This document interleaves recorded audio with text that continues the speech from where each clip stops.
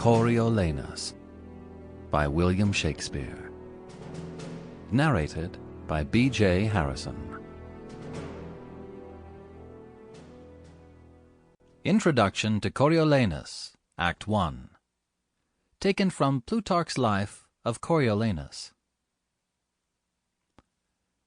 Caius Marcius, being left an orphan, and brought up under the widowhood of his mother, has shown us by experience that although the early loss of a father may be attended with other disadvantages, yet it can hinder none from being either virtuous or eminent in the world, and that it is no obstacle to true goodness and excellence. Those were times at Rome in which that kind of worth was most esteemed which displayed itself in military achievements, one evidence of which we find in the Latin word for virtue, which is properly equivalent to manly courage. But Marcius, having a more passionate inclination than any of that age for feats of war, began at once, from his very childhood, to handle arms. The first time he went out to the wars, being yet a stripling, Marcius, while fighting bravely in the dictator's presence, saw a Roman soldier struck down at a little distance, and immediately stepped in and stood before him and slew his assailant. The general, after having gained the victory, crowned him for this act, one of the first, with a garland of oaken branches.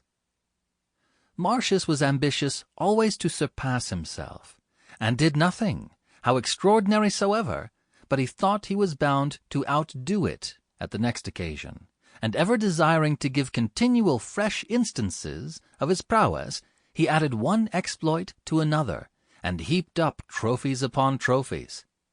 Of all the numerous wars and conflicts in those days, there was not one from which he returned without laurels and rewards.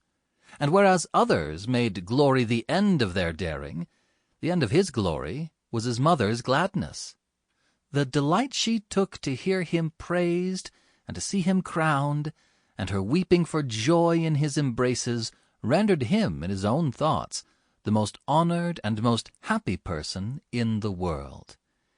He took a wife also at her request and wish, and continued, even after he had children, to live still with his mother, without parting families. The repute of his integrity and courage had by this time gained him a considerable influence and authority in Rome, when the Senate, favoring the wealthier citizens, began to be at variance with the common people, who made sad complaints of the rigorous and inhuman usage they received from the money-lenders.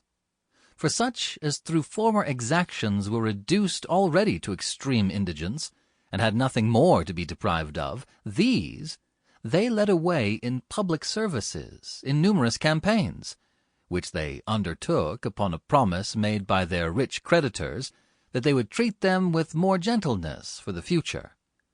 But when, after they had fought courageously and beaten the enemy, there was nevertheless no moderation or forbearance used, and the Senate also professed to remember nothing of that agreement, and sat without testifying the least concern to see them dragged away like slaves and their goods seized upon as formerly, there began now to be open disorders and dangerous meetings in the city. There had been frequent assemblies of the whole Senate about this difficulty, but without any certain issue.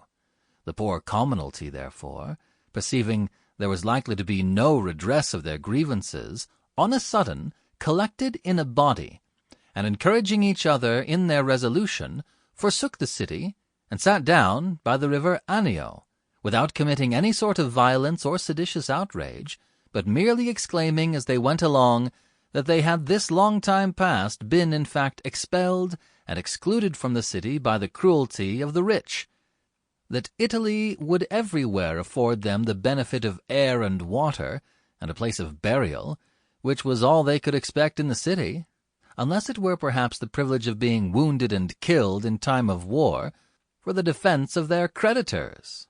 This is where Shakespeare's play begins. The Senate, apprehending the consequences, sent the most moderate and popular men of their own order to treat with them. Sample complete. Ready to continue?